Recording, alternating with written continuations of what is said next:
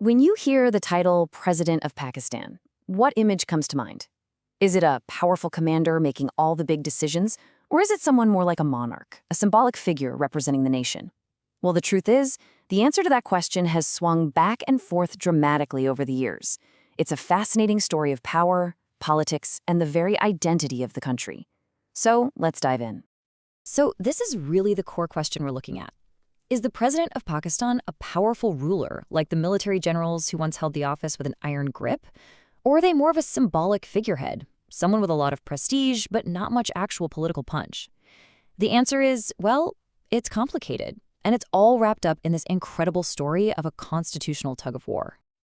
To really get a handle on the president's power, or, the lack of it, we have to start with how the job is defined right now, under the current constitution.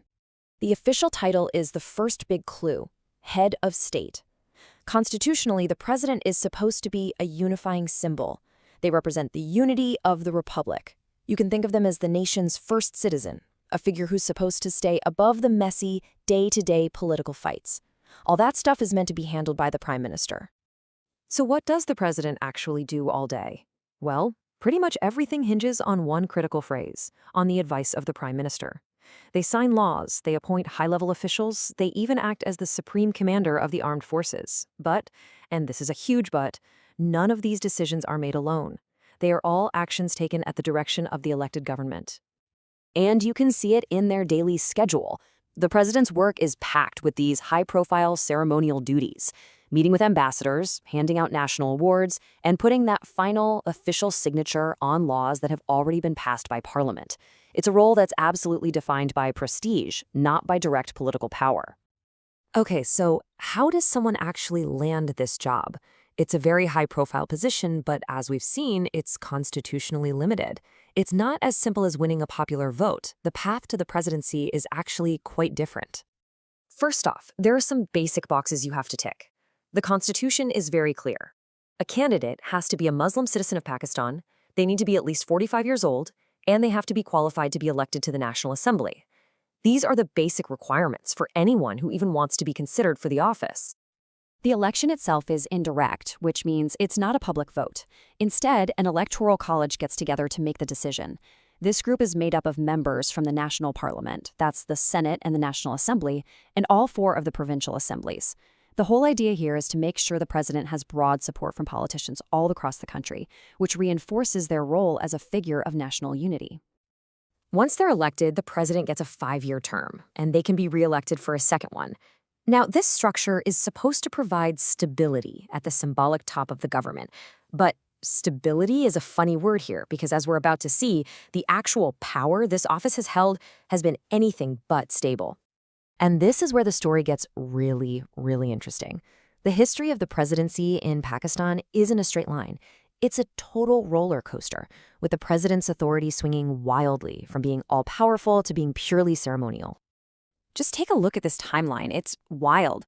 The office starts out as ceremonial in 1956. Just 2 years later, a military coup happens, and suddenly the president is the absolute ruler. Then, in 1973, power swings back to the prime minister.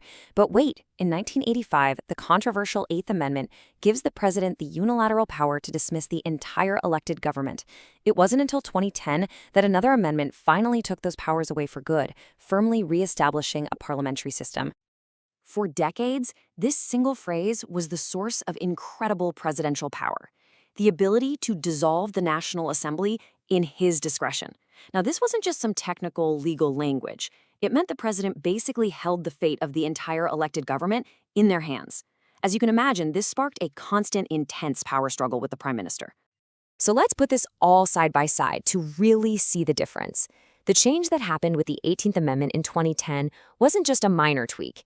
It was a fundamental restructuring of how power works in Pakistan. This comparison really says it all.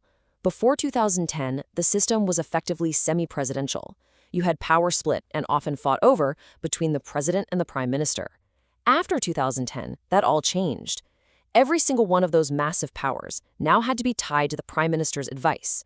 This move shifted Pakistan back to being a true parliamentary democracy, where the ultimate executive power rests with the elected head of government, not the head of state.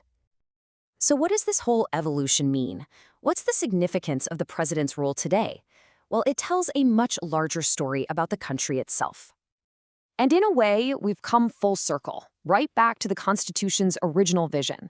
By stripping away all those discretionary powers, Pakistan essentially recommitted to the idea of the president as a non-political head of state, a figure who, at least in theory, can represent the unity of the republic for all citizens, no matter who is in government. And that's really the key takeaway here. The journey of this office, from ruler to figurehead and back and forth, is a direct reflection of Pakistan's own turbulent but determined path towards strengthening its democratic institutions. The modern ceremonial president is a symbol of that very journey. This whole story leaves us with a much bigger question, one that goes beyond Pakistan.